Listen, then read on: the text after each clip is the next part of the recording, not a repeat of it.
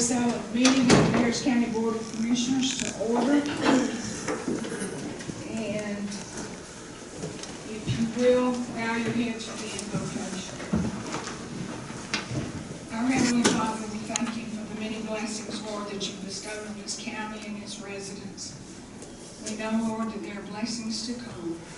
We also ask, Lord, that you provide a hedge of protection for our public safety, our first responders, and our citizens. And Lord, we would be remiss if we did not remember two of our citizens tonight, and that is Miss Becky Chambers, the mayor of Hamilton, and also Jamie Webb, who is one of our employees. Lord, just bless them and give them comfort. All these things we ask in thy name. Amen. Amen. You will stand for the pledge of allegiance.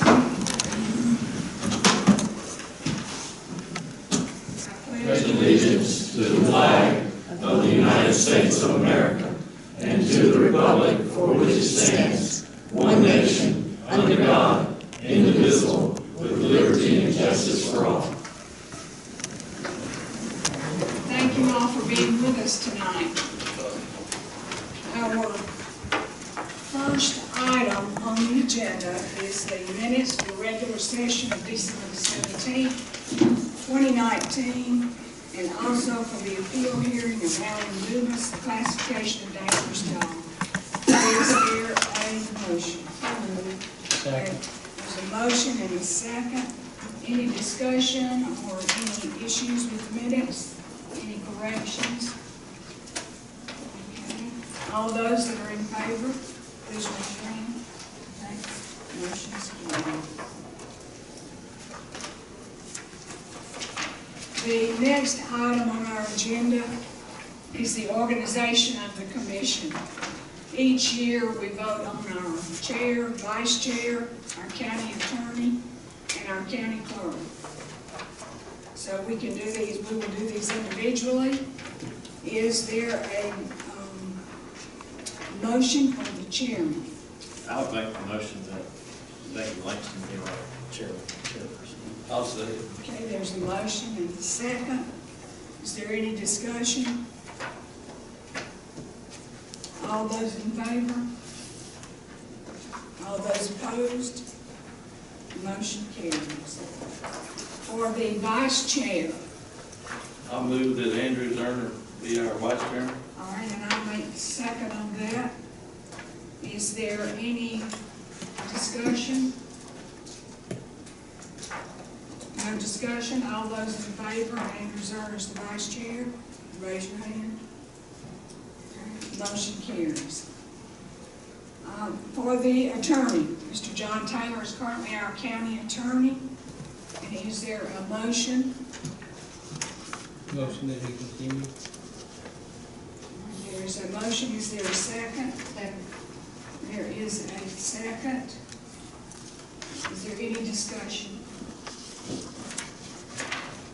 All those in favor of Mr. Taylor as our county attorney, please raise your hand. The motion carries. And last but certainly not least is our county clerk appointment. Ms. Nancy McMichael is currently our county clerk. I'll move that she remains our county clerk since I tend to bother her about 3 times a day. I'll say. All right, there's the motion and the second. Is there any discussion? No discussion. All those in favor, please raise your hand. Motion carries. Thank you very much. I got 32 questions. The next item on our agenda is appearance of citizens. Nancy, no one. And under old business, our next item, we have the community center fee schedule revision. It was last revised July the 3rd of 2018 and went into effect on August the 1st of 2018. The Board of Commissioners has had several discussions on the fee schedule, and there was a consensus among the board to revise the fee schedule to move away from a membership fee and allow all county residents to use the facility for a nominal charge, and also allow non-residents to use the facility for some type of charge. The county staff has proposed a fee schedule which will reflect the board's consensus. And we did discuss this during the December 17th commission meeting and made some minor revisions. Those revisions have been incorporated. For fiscal year 2018 and 2019, that ended June the 30th of 2019, the community center had approximately 6,800 members that paid annual, quarterly, or daily membership fees. Those members generated about $93,500 in membership fees for the fiscal year. If approved, the new fee schedule could be effective July the 1st of 2020, so the current budget is not impacted with a loss of revenue, and those with current memberships can allow their memberships to expire. Any remaining months on any membership can be reimbursed.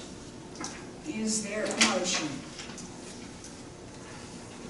I move we adopt the new fee that we have discussed over the last couple of months. Okay, is there a second? I'll second.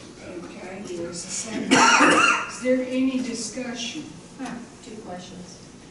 On the, under county resident fee and county employee fee, it says there will be a $5 renewal fee annually. Will the residents be notified that their card is about to expire? The new system can send out email notifications to notify them. Will you? Yes, we will. And where it says pizza party, what if it's a hamburger party? Well, we have a deal with a pizza company right now that provides pizza for the party, and that's why we do that. So you just call it a pizza party. But if they want another kind of party, and they don't want to use Well, that they building, can rent the facility and have their own food if they want to. so you want it specifically to say pizza party. Well, that's the one that we offer right now. So Can they bring in their own food if they rent the facility, otherwise, yes. They bring their own at that same fee? It Or the other would be fees the other are down? fee of the rental of the room. Okay. So is that pizza vendor a local? Yes, vendor? A Harris County vendor? yes, ma'am. I know that I've been a proponent of doing this, and I've done all kinds of things, and if we go to this, we may lose some money, but we're not gonna lose all of it if we lose. But what I would like to do to make sure that I think we're moving in the right direction is maybe put a track on this for a year. Let's try to track this to see where we are with our membership, our numbers, see if we grow any because we are going down. Because if you look at the fee, I figured it up. Right now, we're on track to hit about 77, give or take $1,000 where we are now. It might be a little more as we get a few more months. We would still end up going to this structure. We still end up having about $68,000. So we're not talking about losing a big chunk at this time. So I would like to, let's put a track on this to make sure that we are moving in the right direction, see if we get more members, see if it actually is going to be beneficial. But I don't want to just go to this because I think this is what it is. I want to make sure that even in my mind, we're doing this in the right way. Does that make sense? I may not have explained it like I wanted to. I have a question. Came up with 68,000, is that? That's $10 times 6,800. Right here, we have 6,800 members, which is what's on our packet. And if we charge them $10, which is the $10 application fee, $10 card fee, that's $68,000 right there. And hopefully we get more members because we're going down to a smaller fee. We won't lose as much as we're thinking we're going to lose. We're not going to lose the entire $90,000 because we're still going to have our members paying. But I want to just make sure that we can track it and have some kind of system of how we're tracking it. Because right now, if we did $10 times 6,800, that's $68,000. So you're only talking about losing 20,000, give or take, dollars. And if we get more members, we may not even lose that $20,000 based on the figures that are in our package. So I just want to put a year tracking on it so we can just keep a track of the memberships and all that and make sure we're able to do that. Which with this new system, we should be able to do, I would think. Yeah, I track the numbers Yeah. as it is anyway. And And the new system will make it a lot easier for us to Right. track. And that's all I'm saying, just make sure we're, staying on top of that. I have a question, and Randy, I don't know whether I should ask you or Stephen, but on the second page of the current, Yes, where it has our private class fees, yes. is that gonna be a part of this? I know we talked about going to one page to make things simple. Is The, that gonna be, what I'm getting at is I wanna make sure that's in writing somewhere okay, for an instructor, okay. basically. Steve, you want to handle that? But basically, we're going to handle it in the same way. Right, but is it gonna be, is it gonna be information that can be provided to others? I have an instructor packet that I hand to all the instructors that come in, and it lists the criteria of what that y'all require that they have, and it also has a contract listed as a 70-30 split with them. So we allow them to set their fee for the class, and then their fee is 70-30 off of that, Right, and it will stay the same way as. okay, but I just wanna make sure that somewhere this information is in writing. See, as it is now, it's on the second page. And Private if classes. we get, if this is approved July 1st, or if this is approved and takes effect July 1st, then this current fee schedule will completely go away. Right, so I'm asking, are we gonna, because we did talk about, as I said, just condensing it to one page so that it wouldn't be, 2 or 3 pages. I don't, Yeah. this is like a fee schedule versus a policy. So, Stephen, is this private class at the community center, is that like your standard policy? It was what the commissioners agreed on. But if it makes everybody feel more comfortable, we can take that category and put it in the fee schedule, basically saying that if an event is occurring at the community center, the revenue the county will get will be the class fee with the 70-30 split.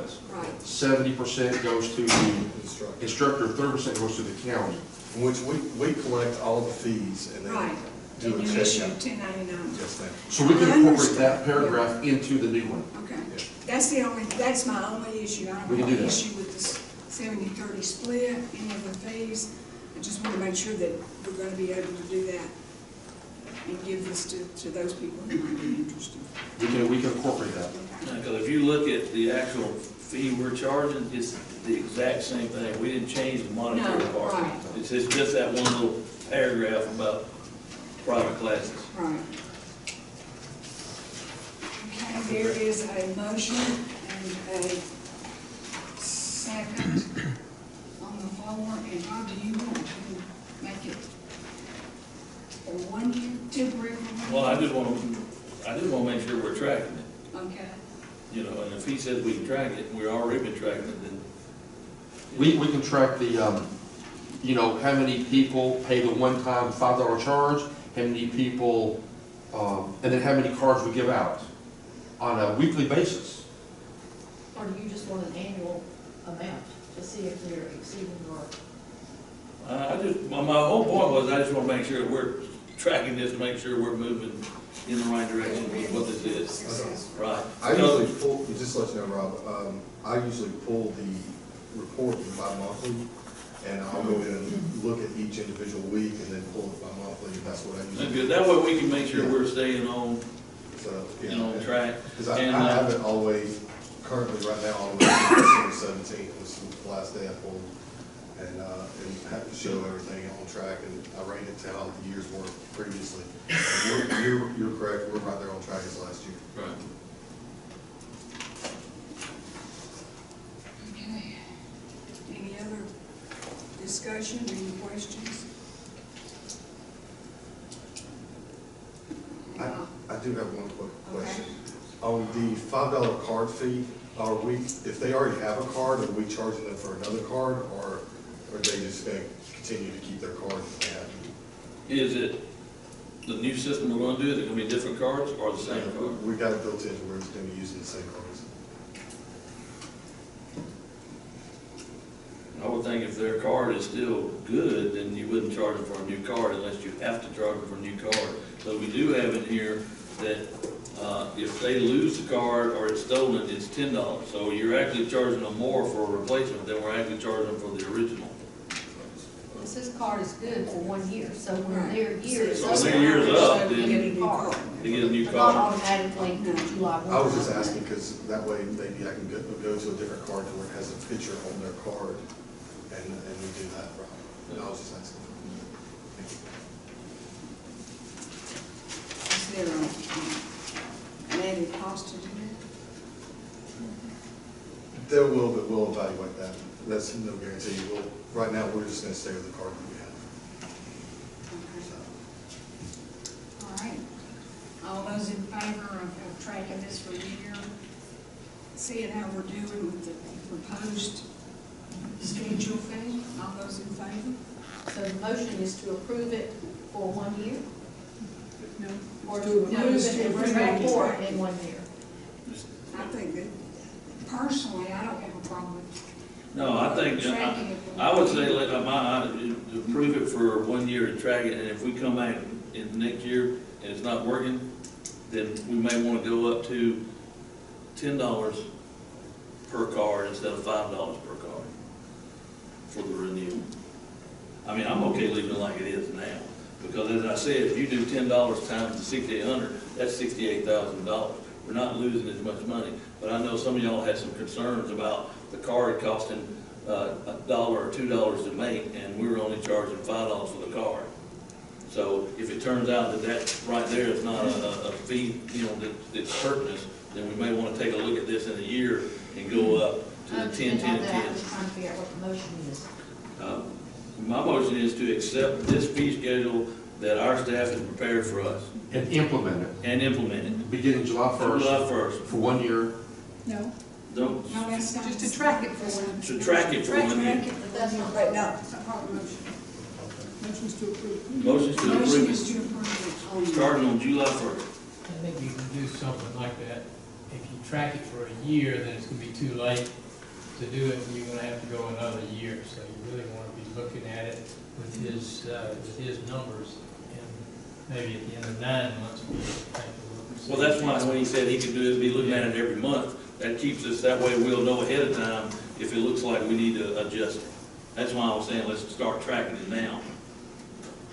But my motion is to approve this fee schedule that we've talked about for the last couple of months, and implement it on July 1st. Okay, any other questions?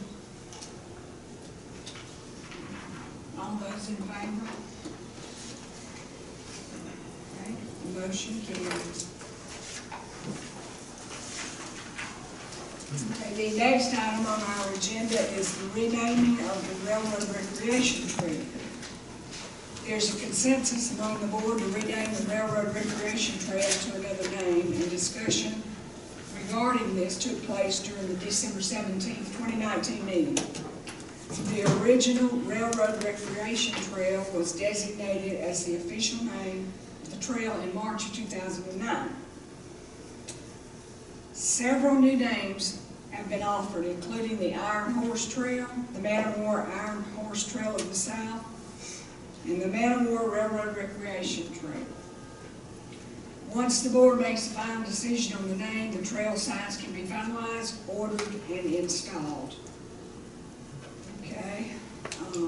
Over the holidays, I went and spoke with the Chipley Historical Center, and I spoke with other people, and I sent y'all an email.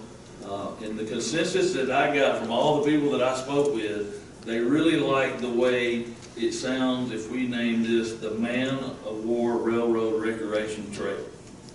I talked to Mary Ruth Mullins up there, chairman of the Historical Center, I talked to several other people, and they thought that really would do, especially since, you know, we have one of the placards that's gonna have the Man O' War on it.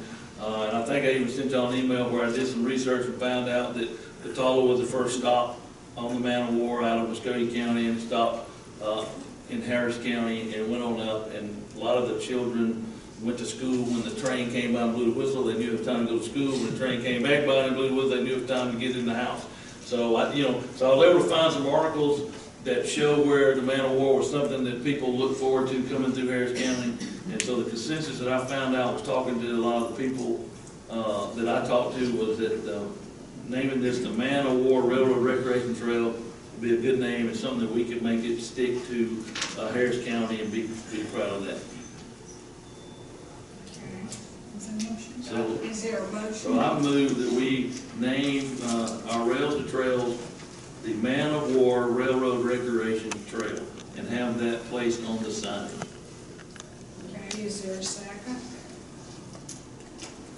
I'll second that. I'd like to make a comment with the Iron Horse being put in there, with the renaming of Aspen Grill to Iron Horse. I don't know whether that would have potentially given us some kind of difficulty from a legal standpoint or confusion standpoint. So I think it's. I thought about that too, because, you know, I mentioned the Iron Horse because we have the state historical marker there called Iron Horse. And then I got to thinking about it, like you said, Harry, that the Iron Horse restaurant. And so this way, if we name it the Man of War, it's pretty much, it's Harris County, unless you're talking about jellyfish. Okay, any other questions? All those in favor of naming it, and make sure I have it right, the Man of War Railroad Recreation. Okay, the third one on the list. Yes, ma'am. Okay. So all those that are in favor of naming our current quote-unquote rails to trails, the Man of War Railroad Recreation Trail, please raise your hand. Okay, motion carries.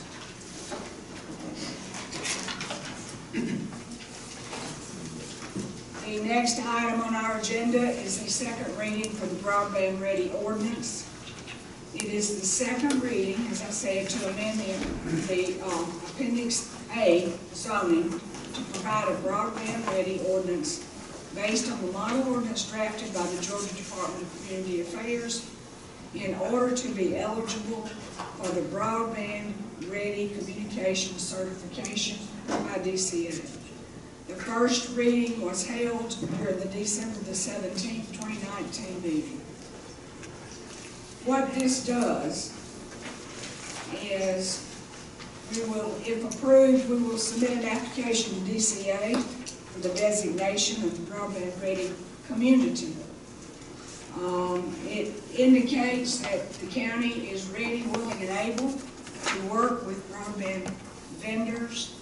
There are some, I wouldn't say restrictions, stipulations. And Randy, would you mind, there were a couple of questions about what is required. Okay, the state of Georgia has a huge investment and a huge push for rural development of broadband. And this is one of many ideas the state had that filtered down to the counties for the counties and cities to get ready. And this is a broadband certification by the Department of Community Affairs. So far, 3 counties in Georgia have received this certification since it was implemented by the state in 2019.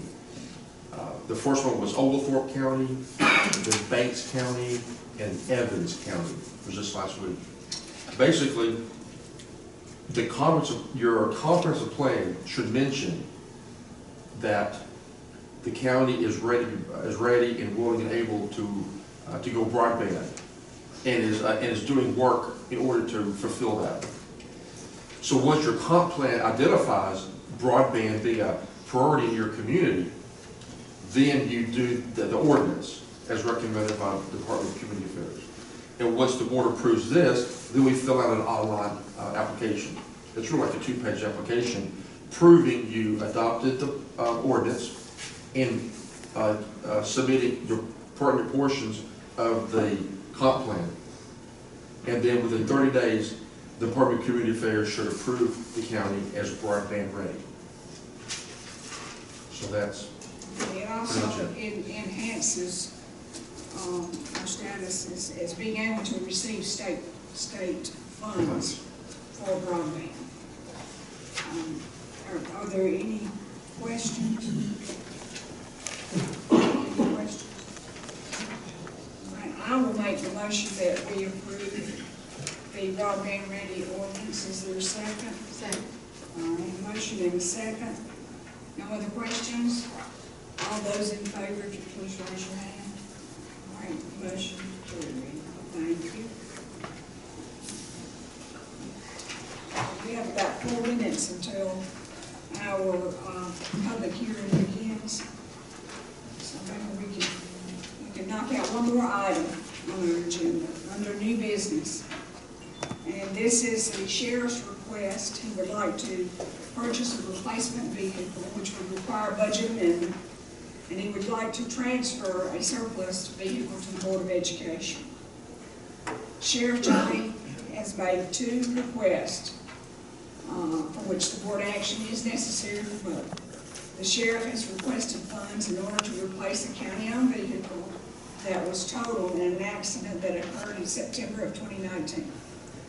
The vehicle did not have comprehensive information on it due to a directive from the Board of Commissioners in November of 2002 to remove such coverage from vehicles that are 5 years old. The insurance company of the other vehicle involved in the accident has not accepted liability for the damages. Approximately $60,000 will be needed to replace the vehicle and equipment.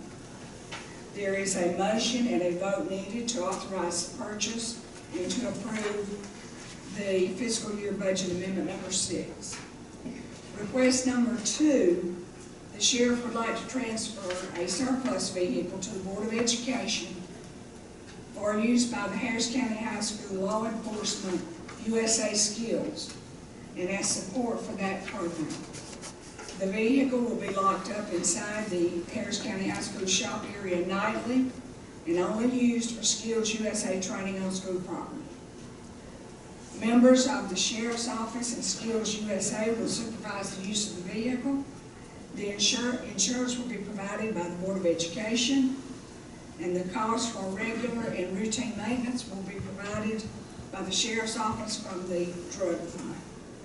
The vehicle is a 2012 Chevrolet Tahoe with 141,699 miles. Is there a motion? Motion to approve. There's a motion. Is there a second? So a motion and a second. Are there any questions? I don't have a question, but I'd like for the county manager to bring us some information on the cost savings of the second bullet. I hate it when we find out that the commission in November 2002 did something and we're bound by it and it's costing us $60,000. And that's just the way of the world, the way of doing business. But I think that a vehicle should be determined, the insurance should be determined based on something besides age. Like, you know, is it still in service? Is it still a good vehicle? Is it still, what's the value of it? Full coverage versus liability only. Yeah, and bring that back to us, pros and cons of that particular We can do that. directive. I was actually gonna ask to have that put on our work session, because I had the same concerns and questions. 5 years old, in some vehicles, it may be perfectly And good. maybe just get broke in. Yeah. Okay. So we need a motion on the request for number 1. Are you gonna take them, you have a motion, you will take them separately or together? Well, I thought it was the motion, and I don't know Both. here. I did Yours was both? both. I assume that's where you. I second for both. My second here is motion for both. Okay, so the motion and the second is for both requests? And the budget amendment. Yes, and the budget amendment, which is included in the first request. All right, all those who are in favor? The motion carries. 7:30. Okay, we will now go into our public hearing. So if you would fill out your conflict of interest forms.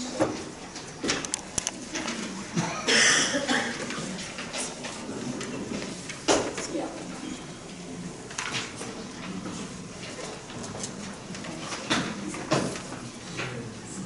Going back.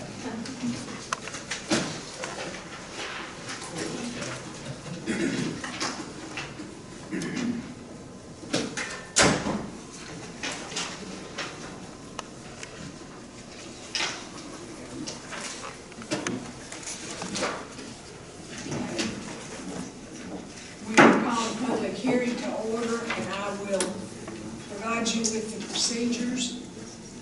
We have called the meeting to order. There will be a reading of the application, a presentation by the applicant or his or her representative. There will be comments by individuals in favor, comments by individuals in opposition. Then the applicant has the opportunity to rebut, provide a summary or final comments. Then we will close the public hearing and there will be action taken on the application. The application is for rezoning by Edgar Houston Builder. The applicant is Edgar Houston for Edgar Houston Builders. The property location is north of Georgia Highway 315 and west of P. Hudson intersection. The acreage to be rezoned is 299.9 acres. The map is 044, part of parcel 014, land lots 38, 39, 46, in land district 19. The current zoning is A1, which is agriculture and forestry, and the request is to rezone to R1, which is single-family residence. The present use is timberland. The proposed use is single-family homes. The Planning Commission recommendation is approval with the condition of having 2 points of ingress and egress, and the staff recommendation is for approval. Mr. Houston?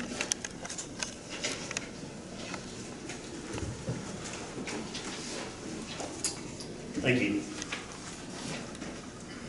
Edgar Houston Builder, as said, 299 acres from A1 to R1, develop a single-family subdivision with lots being 2 acres or greater. This subdivision will consist approximately of 94 lots. It will have 2 entrances and exits on Hootie Hudson Road.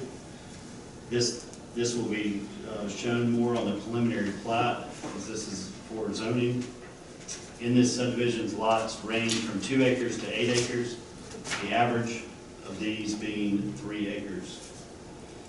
The subdivision fits the goals and policies of Harris County for the I-185 and 315 corridor. As stated in the comprehensive plan, the goals and policies maximize growth and potential on the I-185 corridor, States 103 and Route 315 corridor. Southern third of Harris County will encourage mixed-use developments and human scale, less auto-oriented. Ensuring new developments create a long-term tax benefit for Harris County's residents and employees. The tax on this property was $1,752 before we purchased it the year. It bumped up to $23,000, and it is estimated to be over $300,000 a year by the time we're done with it. I have a few more of these. Are you okay if I read these now? You want me to read them now? Okay. These are all from the vision statement and comprehensive plan. Housing in the comprehensive plan. In terms of housing needs, it is estimated that Harris County would need to add approximately 500 new housing units by 2030 for an additional 5,549 citizens. As speaking on the traffic for this area, I would like to quote out of the comprehensive plan: the arterial roads in Harris County, the state routes form the arterial road networks that carries through the community and major trip destinations. Georgia DOT traffic counts indicate that no arterial roads are at design capacity, which includes Highway 315. Areas requiring special attention. Development will continue to occur on the southern third of Harris County, with the State Route 315 corridor being a primary focus of development. Land use or zoning categories preferred.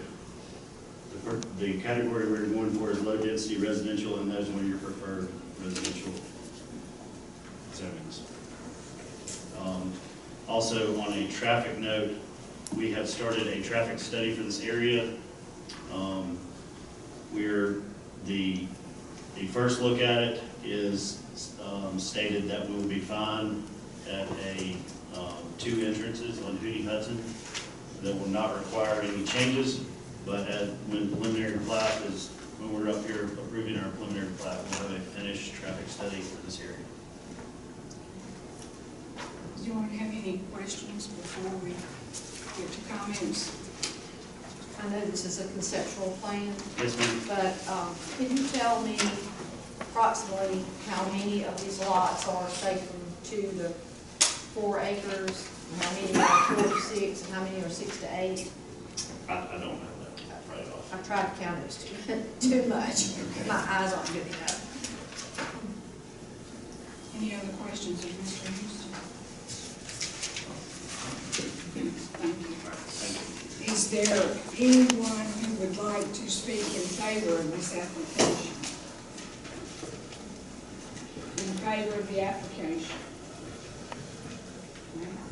Is there anyone who would like to speak in opposition of the application? Okay, if you come down to the front, sir, and give us your name and address.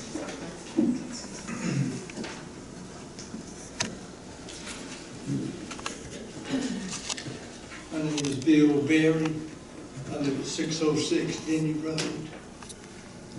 The reason I'm in opposition to this is I live right off of Highway 315 East, where this development's being done. And they've already, Mr. Houston's already put in 2 little small cul-de-sacs, and I think he's built those out. And he's in the process of developing, I think, 100-something acres in there. It's all been zoned to do this. But I know right there where I live, just with those 2 small cul-de-sacs, that we have a terrible traffic problem in the mornings, particularly school time, and in the afternoon when the school's getting out down there on 315. So I think for giving any more building in this size, that you just need more roads than what you got with 315, 2-lane state highway. And that's my biggest problem with it. I live there, and it's awful. That's all I got to say. Thank you. Yeah. Tell me again where you live. Ma'am, Tell me again your address. 606 Denny, D-E-N-N-E-Y Road, which dead ends right there in the 315. And I'm probably 2 miles from the elementary school on 315. Okay, All thank right, you. thank you, Mr. Beard. Thank you. Okay, anyone else, if you would come down, give us your name and address for the record, please. I was Langston. I'm Ashley Edgerton. Hey, I've seen you in a while. Yes, ma'am. I live in Poplar Place, 44 Morton Hollow, second house on the right. And I can assure you that he is not lying. The traffic problem on that side of the highway between 185 and the 315 turn into Catala is unreal in the morning time and in the evening. We have the potential of the new development of the Grove that is, I guess, coming. I know it was at the Planning Commission. I know they proposed some new plans. And then we have the new land right across the street that used to be Dr. Lawhorn's that now Edgar Houston is developing in, putting all of these properties in. He's also got the property over there by 315, on the other side of 315 by this Chevron. Those houses aren't even finished. And then all the other little spots here, there, and everywhere.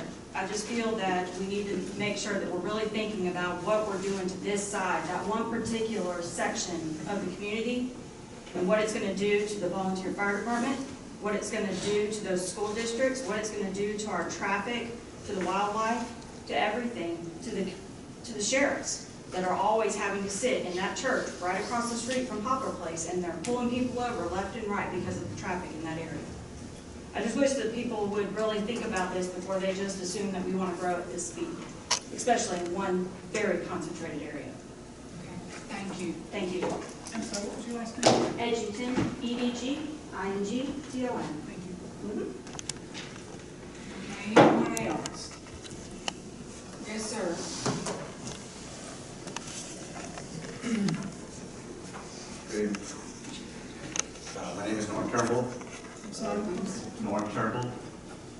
live at 183 Aberley Lane. Aberley Lane? Yes, ma'am. So, relative to Ms. Andrews' comments, so the lot sizes are concerned, so I'll just speak from my perspective and ask that conceptual layouts be more solid when presented to the board. So I'll say I was lied to by folks in Mr. Houston's organization, not by him himself. But when I bought my property or signed up for my property, I was assured that it would fit my house properly. It was discussed repeatedly that I would want a garage on that property. And the salesperson assured me it was not a problem, that my house would fit. Nothing else was discussed when that changed. They moved my property line, did not tell me. I only discovered it on the day of closing, and the response was, if you don't like it, don't buy the house. Well, at that point, the truck was already on my way with my furniture from Connecticut. I had no option but to buy the house at that point. I since discovered that they put the septic tank too close, and now I cannot build a garage without variance. I'm told that the likelihood of getting a variance approved is very unlikely. I may try it, but like I said, I've been told that that's unlikely. So I would ask that we get a more solid plan for what these length to width ratios are going to be for these properties, so that people that don't know enough can use the land as they are planning to when they buy these homes. And this is a hearing for the rezoning only, and correct me if I'm wrong, but the plan does not have to be presented as of yet. Correct? Okay. I was just learning. Okay. Sorry. Thank you. All right. Thank you. And is anyone else who wants to speak in opposition?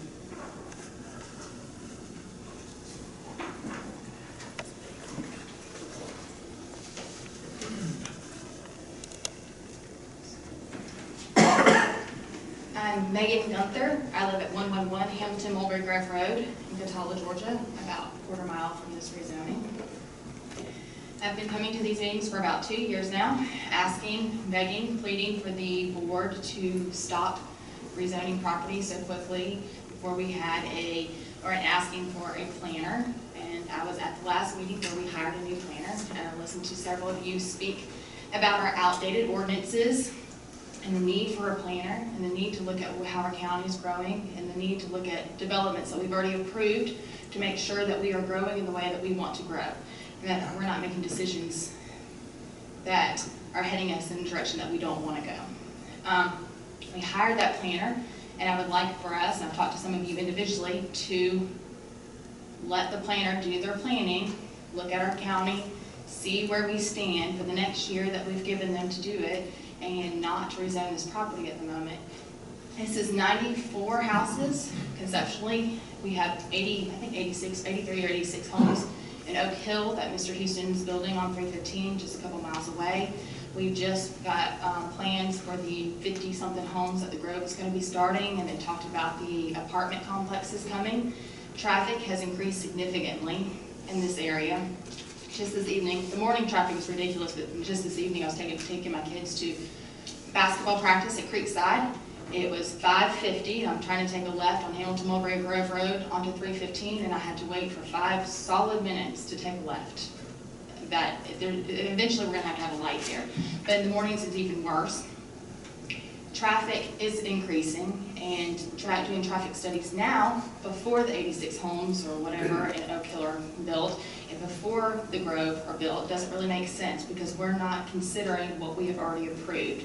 I think the number I heard last time was 400 plus homes that are already been rezoned and in the works that we have already approved, but we're not considering when we're approving new development. I do have concerns, and I've said this before, about our fire and EMS and our sheriffs, our schools being overcrowded. I have concerns about traffic. And I'm just asking you that you please consider this. It might be a great neighborhood, it could be wonderful, but I would like for us to consider what we have already and let the planning company that we have hired do their job and let us know if this is the right way to go or not. Thank you. Thank you. Anyone else?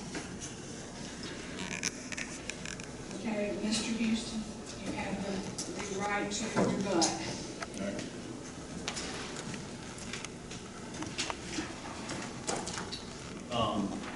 Concerning the traffic, we've taken it upon ourselves. We've heard it at many meetings that people want a traffic study, and we are not required to do a traffic study, but we are just required to get approved by Georgia DOT. We have taken the extra step to get our own traffic study to prove that this, as a state policy, is not a problem, and that is who we rely on, but we are going to get a third party to do a traffic study and account. So on that front, I feel like we've covered, and we will bring that information back to you. Number two, the homeowner, I need to address that outside of this. Thank you for hearing him. And Mrs. Gunther on the zonings, we are going through the comprehensive plan. It seems to fit what we are doing and what the vision is for the county. We are not, going by any rogue or anything else except for the law and what is put in the vision statement that I read to y'all. And it feels like that we are bringing housing to Harris County in the correct way. So. Anyone have any other questions of Mr. Houston? I do. I appreciate your doing the traffic study, I certainly do. What could be some of your possible responses to it if the results of it are that this is negatively going to impact the traffic on that road? Or, I mean, we all know it's going to add cars to the road. I could do that traffic study sitting here. That's why we're hiring the guy to do the study, is because he will come with suggestions for the Georgia DOT. And then given the traffic study, will come with things that we're mandated to do for that area. That as the developer, you would be mandated to do. Correct. For that area. So both entrances are going to be on Hootie Hudson. Yes, ma'am. You said all that. So that's a county road. Yes, ma'am. An example would be that Georgia DOT required that we put a turn lane on 315 at the entrance boat hill. That was done. What's the timeline for the traffic study? It'll be here before, when we're in here for preliminary plat approval. And what is your timeline for the build out of the whole 300 acres? 3 to 4 years.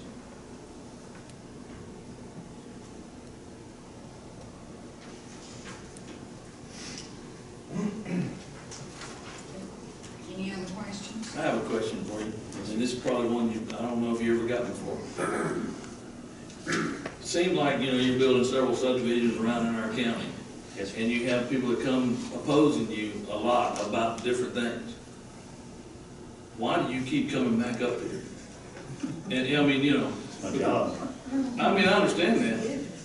But you come up here because, one, you think this is a great place to build houses, or, I mean, I understand you're here to make money, forget that, but Sure. there's gotta be a reason of, Why Harris County? yeah, why Harris Why County? Harris County? What makes this such a great place that you want to build up here, and that you're willing to go through a bunch of people opposing? Well, quite frankly, Muskogee County, I grew up around here, and our office is here, and Muskogee County is, quite frankly, landlocked in multiple ways, and the only way for the growth to go is north. The north of Muskogee County would be a great place and good schools to build. There's a lot of rock, and that lends itself to move north. Harris County is a great place to live, great schools, lower taxes. I think Muskogee County is just messed up on their tax base, and they're going the way of making Georgia. So, I think people want to move out. And it's, I mean, if there's no need for housing, we don't exist.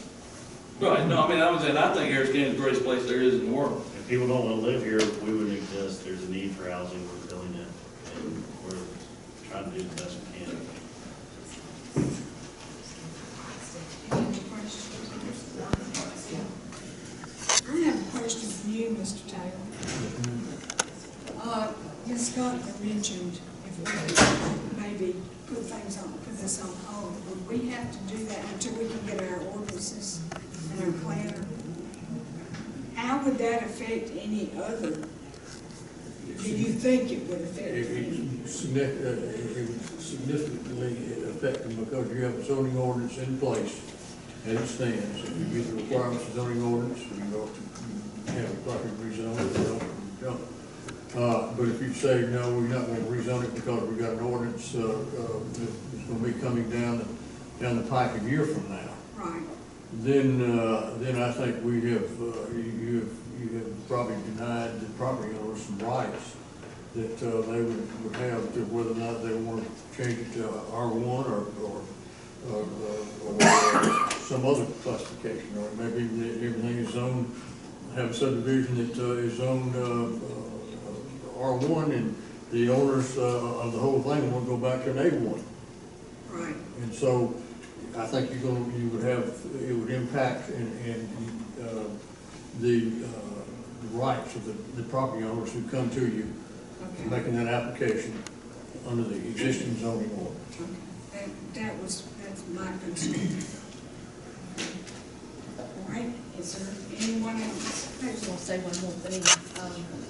And I understand this is a zoning and not, you have your final plan here, but I do have concerns about these long skinny lots here that are in here, and I hope that when we change our zoning ordinances that we make some changes there. And I call them bowling alley blocks. and you know, and I know that you're probably gonna get some rock here and there in this particular area as you are probably in your other places that you're building. So I just hope you're cognizant of that, and even though you can do it, should you do it, and think about that in your design and your subdivisions. And we need to think about it as we change our ordinances, that just because you can, should you? Anyone else? Okay, I will close the public hearing and ask for a motion. Motion to approve. Okay, a motion to approve, is there a second? Is that with the planning commission made a recommendation of two parts, Yes. ingress and egress, with that zoning? Yes. commission? Yes. Okay, is there a second?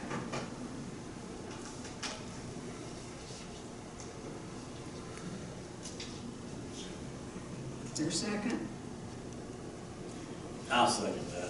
I've done a lot of research on this. I have pulled up the traffic counts. I have looked at design capacity for rural roads. And I hate to say, just because you slow down on the road and have to sit in a little traffic, it does not mean the road is failing.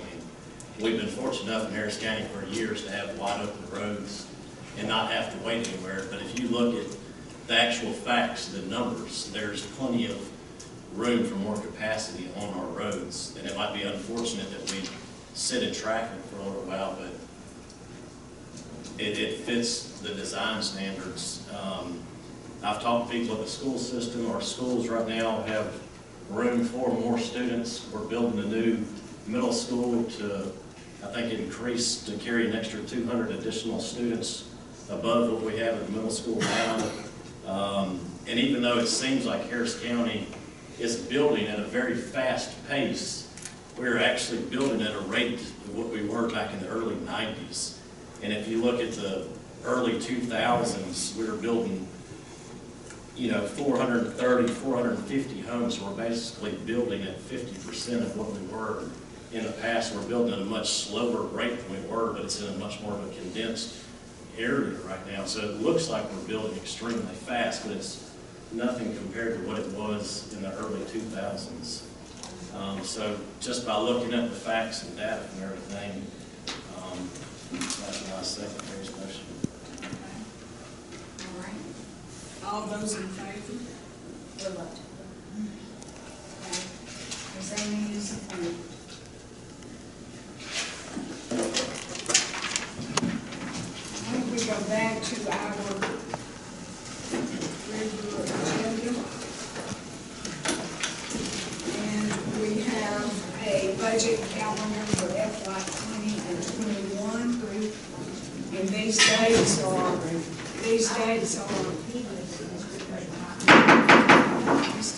we still have business to attend to. Thank you.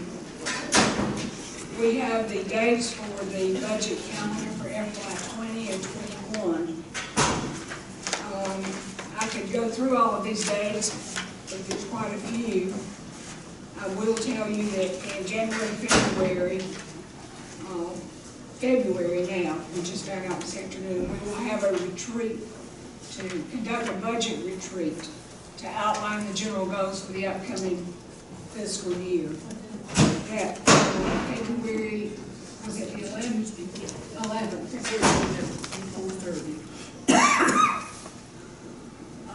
And on March the 12th, our department directors and outside agencies, elected officials, will receive their budget instructions.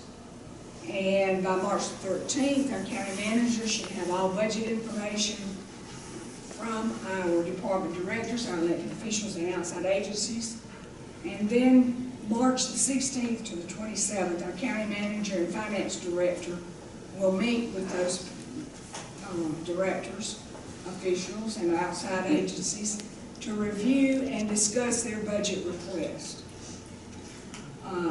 The county manager and our finance director will then, March 30th, May the 1st, compile all the budget requests, and the proposed budget should be submitted to the Board of Commissioners on May the 5th.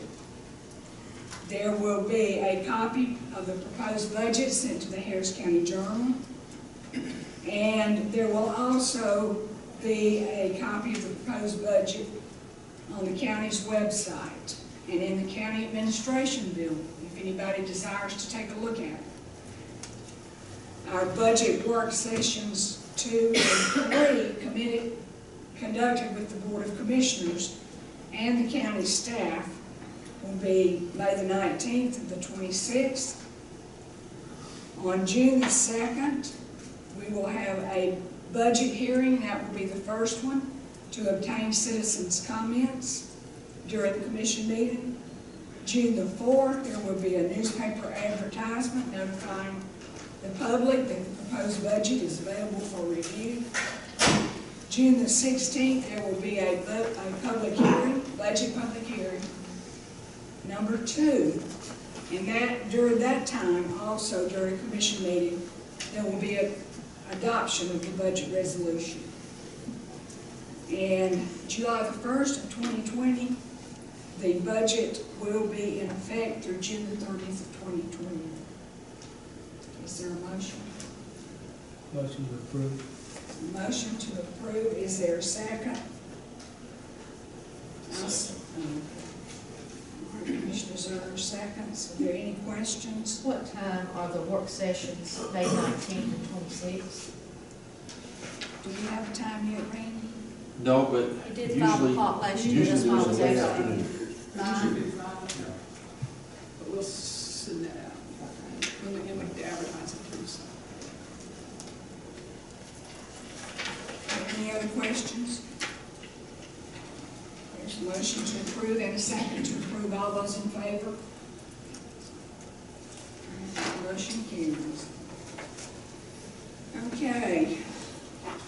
Next up on our agenda is our county manager.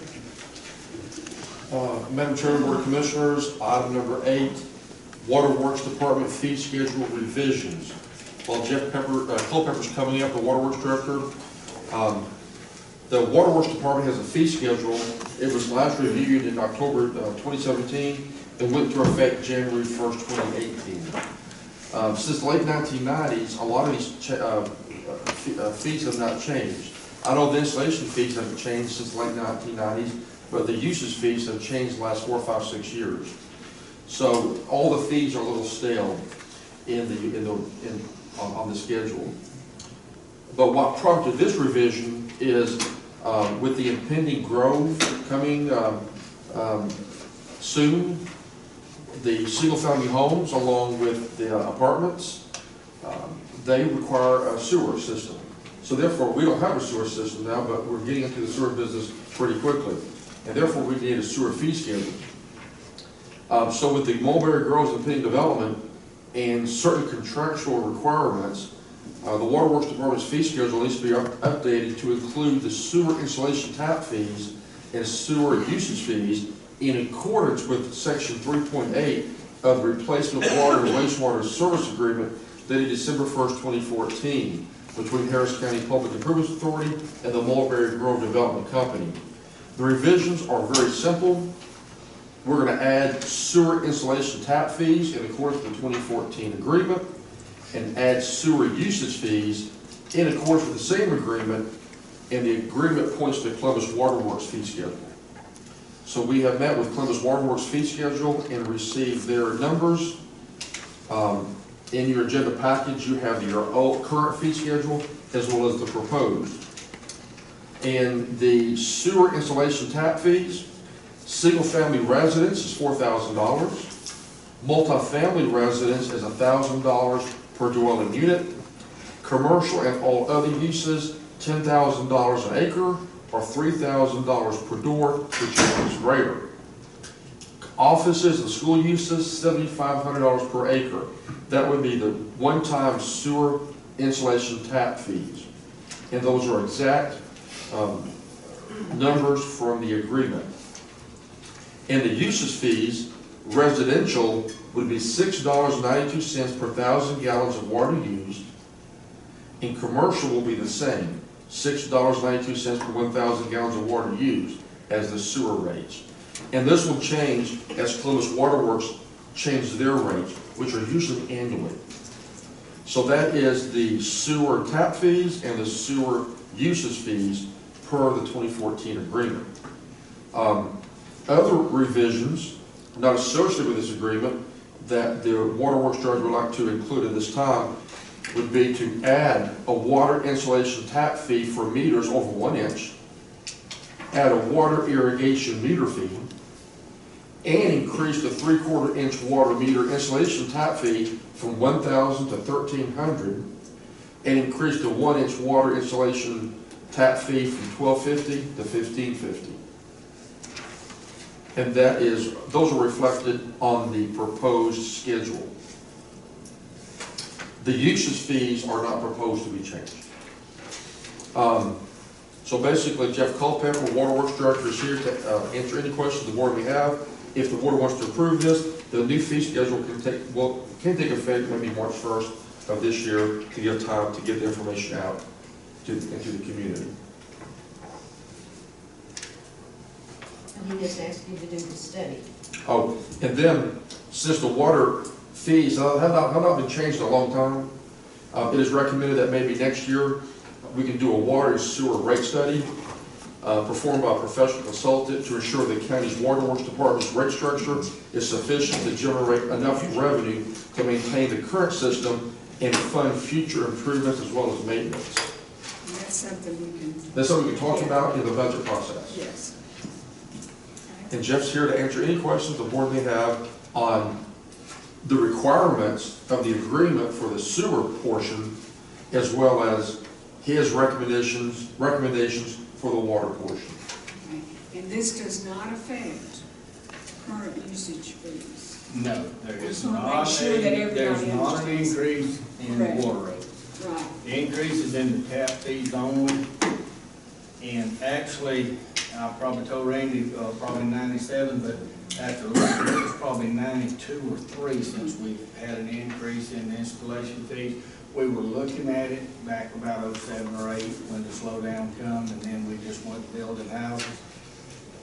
And so everybody understands, 9 out of every 10 tap fees we get are new homes. That's pretty much everybody in the county's on. We do have one occasionally, but the tap fees would go up $300 for the 3/4 and then or $300 for the 1 inch. So it'd be a $300 increase per lot on new homes. On tap fees. On tap fees Right, only. only. There's no Make change sure in there's water no rates. change in No. water rates. No, ma'am, not at this time, no.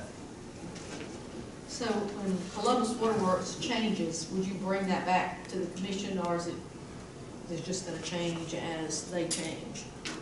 On the road, you're talking about was tied to the contract? Yeah, well, what, it says residential and commercial monthly sewer usage will change as Columbus Waterworks changes theirs. I know we're in partnership with them, but are you gonna bring that back to us Yes. every time? Yes, every year. Okay. Or whatever. Anytime there's a change in rate. It'll come back any- here of Any prior kind, to the the board date. votes. And these rates are, in line with the agreement. Yes, they're spelled out in the Contractual contract. agreement. That is Yeah, I just wanted to know if we were gonna, Oh, okay, just if we were be gonna see it, advised. yeah, or they were just gonna do it. Contractually, we have to Yeah. do that. That's right. Are there any other questions? In this contract, it says the county may increase one-time tap-on fees after December 31st, 2018. We did. And so that's been a while. Yes, ma'am. That contract was actually signed in 14, and that was built in it, and the increase is what's in the proposal. And that's still, we're in 20. Yeah, well, this would be dated 20, but that was the only increase that was allowed in the contract. Well, as far as we know. Yeah. And we're putting water down Hadley Road, right where the water line. Material on my yard. The houses that are gonna tap into that water, are they gonna get the $1,000 fee, or are they gonna get the $1,300 fee? Or is that something completely different? I don't It know. won't be in by March, so unless the board does something different, if it's, goes into effect March 1st, that'll be for everyone. Now, it's always been in place, it was based on the ability to pay. We have a waiver form, and basically older people on fixed income, they fill out some pretty personal information, and we look at it, and then I make a recommendation and send it to the county manager. We probably have one a year, but there is something in place for that. Now, if somebody building a new house, it's out of the question, but if it is, we do look at it, so we do have something in place for that. 'Cause I know that a lot of the houses on Hadley Road have been there for a while, that's why I asked that. And so, you know, too, we've been allowed all along, if somebody owns a house here in Harris County and they've been here and they need to make payments on the tap fee, we do allow them to do that at no interest, or we let them pay it off in like a year. We do that just trying to work with, and it's always worked out for us. Are there any other questions? Is there a motion? I'll make a motion that we approve the new fee schedule to take effect March 1st, 2020. And I will second that. There's no other discussion. All those in favor? Motion carries. Randy? Madam Chair, Board of Commissioners, the next item is number 9, creation of resolution to open up a new Georgia Fund 1 account for SPLOST 2019 proceeds. A little bit of history. During May 2017, the board approved using Georgia Fund 1 as a way to invest its excess funds for the General Fund, SPLOST 2014 Fund, the T-SPLOST Fund, and the Solid Waste Fund. Georgia Fund 1 is a very popular investment mechanism used by many Georgia cities, counties, and school boards and state agencies to invest their excess funds in lieu of certificates of deposit at their local bank. Funds in Georgia Fund 1 are 100% liquid, earn a relatively high interest rate as compared to regular bank savings accounts or CD rates. By investing excess funds in Georgia Fund 1, the county has from 2017 experienced a dramatic increase in interest earnings since 2017. With SPLOST 2019 beginning to generate excess funds, staff recommends the board create one additional Georgia Fund 1 account for the SPLOST 29 proceeds. A motion and vote needed to approve the resolution and authorizing the account to be created for SPLOST 29 proceeds. In your agenda package is the actual resolution and a little bit about Georgia Fund 1 and its current its current interest rate is 1.69%. And for government money, that's not too bad. I will make the motion. There's a motion and a second. Any questions? All those in favor? Motion is approved. And the next item is project update, item number 10. Again, we're a little bit over half of the fiscal year. A lot of these projects that are included in the budget have been completed or well on their way. Hitting some highlights, number 3, replacement telephone system. Bids are being prepared to replace the countywide telephone system. Number 9, the Public Works Department is using 5 of the 6 new pieces of heavy equipment. It was received in December. One more piece, the mini excavator, will be here in sometime this month. And that is on a 5-year lease purchase agreement. Number 12, the 2020 Elmig Road resurfacing project. We're preparing bids right now to resurface Hart Road, Watkins, and a portion of Hamilton Pleasant Grove roads. So that bid should go out this month and be completed by the end of the fiscal year, June 30. Number 21, Ellsworth Park Lodge repairs using insurance proceeds. That is well on its way. It should be finished this week. And that is 100% paid by insurance proceeds. Number 22, chip and grind the collector store debris at Ellsworth Park. Right at 90% of that material has been chipped, ground, and transported off-site. 10% is remaining to go. The weather's getting us down a little bit, but we're going to try to get the last 10% this month, so the grinding company can be relieved of their contractual duties, and Public Works can be out of Ellsworth Park and go out and do other things. The park looks a lot different than it did several months ago. It's taking shape, but there's a lot more work to do. Number 26, Rails and Trails. Again, phase 1's done. We're closing out the T grant little by little. Phase 2 and 3 are under construction, and that should be complete well before early March of this year for phase 2 and 3 from highway intersection of US 27 and State Route 354 to a little bit behind the Mountain Creek Inn. We'll know next month, in February 2020, if the county will receive grant proceeds to continue from where phase 3 ends behind the Mountain Creek Inn to the country store, to the Cowboy Country Store. So once I know that, the board will know immediately after that. We're hoping for good news. Number 27, airport consultant. An RFP has been prepared and it's being advertised. The submittal deadline is February 7th of 2020.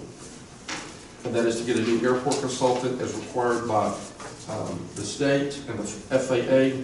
Every 5 years, the county has to get a new consultant, or go through a process to get a consultant. It could be the same one, or it could be a new one.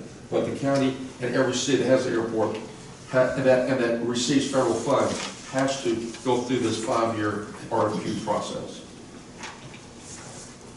And the current contract with PON ends June 30, 2020, so that project is getting done right on time. Number 31, drive over scales. The installation is going to begin this month and be completed in late, sometime March of 2020 to replace the drive over scales at the transfer station. Number 35, Hatley Road water lines. That project should begin in January. Number 38, upgrade the water lines at State Route 315 to serve Mulberry Grove development. That project has been approved. A pre-construction meeting is next week, and that project should be completed in late February of this year. Number 40, update the county's land use codes. That project is beginning. We're having organizational meetings late this month and early next month to begin and kick off that year-long project. Will that be with Wood? Yes. Okay. Because I was going to ask you when they thought they might. Okay. Yeah, we're going to have a an organizational meeting end of this month to go over just basic organization, talk about the county planner, get basic information so they can start that year-long process. And number 47, the employee compensation study. CVIOG has contacted us, and a very brief organizational meeting, as again, will be happening late this month, and a kickoff meeting will be done on February the 5th to begin that 6-month study. So both the land use codes and the employee compensation study are both beginning all at the same time, never a double. And you can see in the chapters and the pages below of all the SPLOST and T-SPLOST collections this month. Single-family home building permits for the month of December, the number was 15. So far, 6 months of the fiscal year, half the fiscal year, and the county has reached so far 101 single-family homes. So so if you add the other 6 months, we should be a little over 200. But we're anticipating more than that. So be happy to answer any questions the board may have. Anybody have any questions? On number 26, since we agreed on a name, how long will it be before you can get the signs up? As Andrew saw this afternoon, the signs in my office, and we're making corrections as we speak. In anticipation of this, I kind of had an idea where it was going. So very soon. Good. So I would say in the next 30 days, that kiosk up in Pine Mountain will have the final metal signage. Well,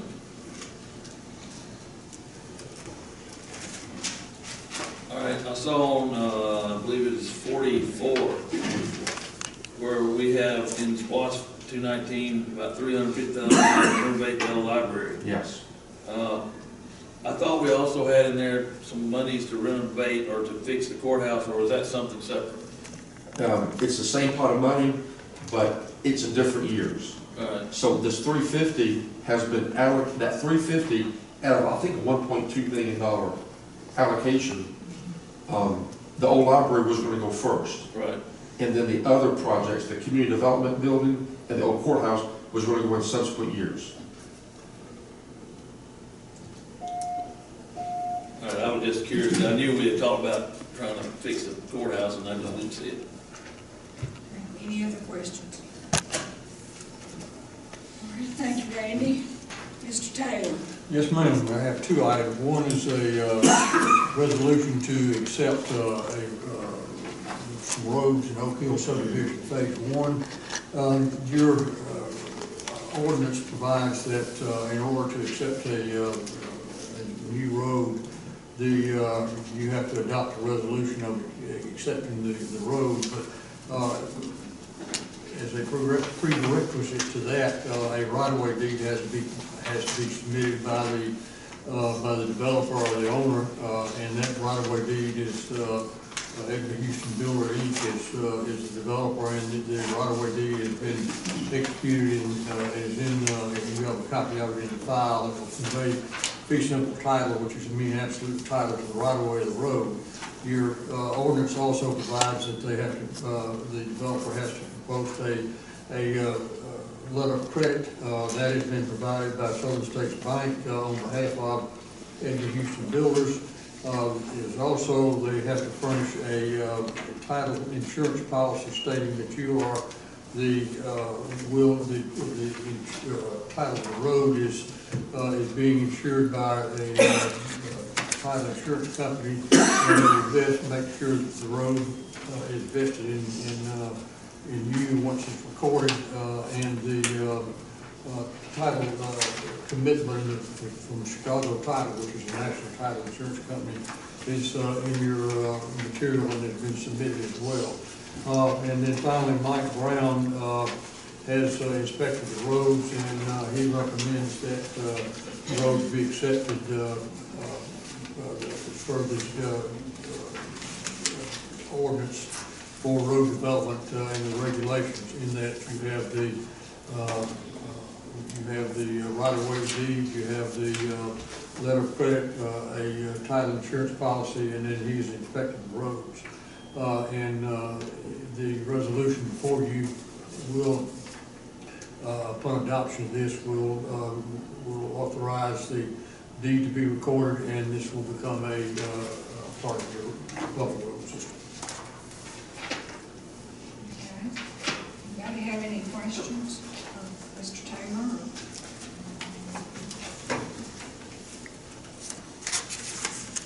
Any questions, no discussion?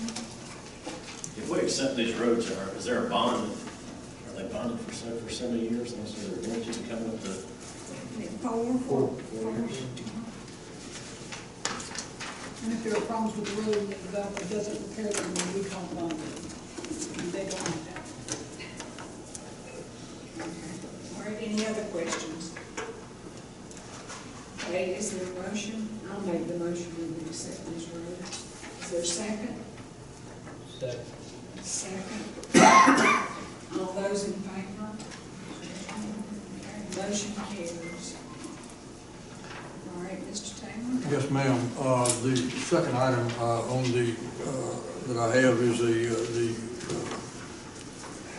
GMA statewide mutual aid and assistance contract, and Harris County has a current contract that expires, and what this will do will authorize the county to enter into another, a newer agreement. It's exactly the same agreement, but it's with an extended date, and it will expire on March 1, 2024. Whereas the other one, I think, expires in March of this year. But what this statewide mutual assistance program does is that all the participating counties will provide assistance to other counties and other municipalities under the Georgia Emergency Management Act to provide for help and assistance in matters that affect the resources and the county's ability to respond to those resources. And this is exactly the same agreement that we've had for, I think this is the third time that I've looked at it for approval, and this will just extend it also for that period of time, and it will be able to, you'll be able to, if we have heaven forbid, a catastrophe here in Harris County, other counties will, and municipalities will respond to that and provide you aid, and then likewise you will respond to other counties that need your assistance as well. I recommend it to you for your approval.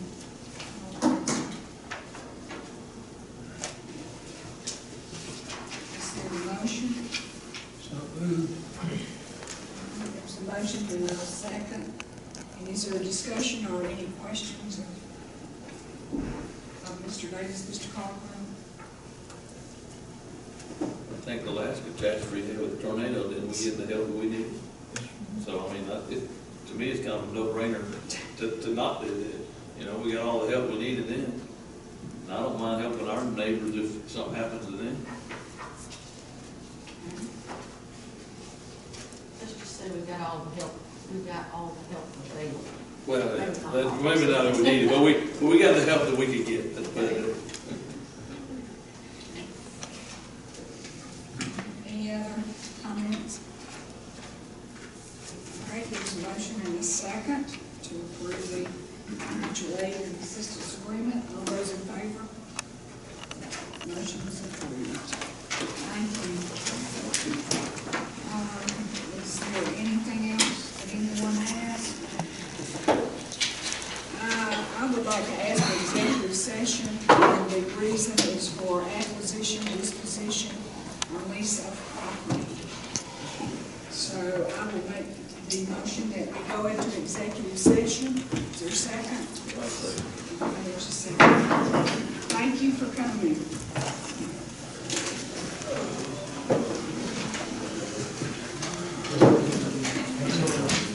We're gonna do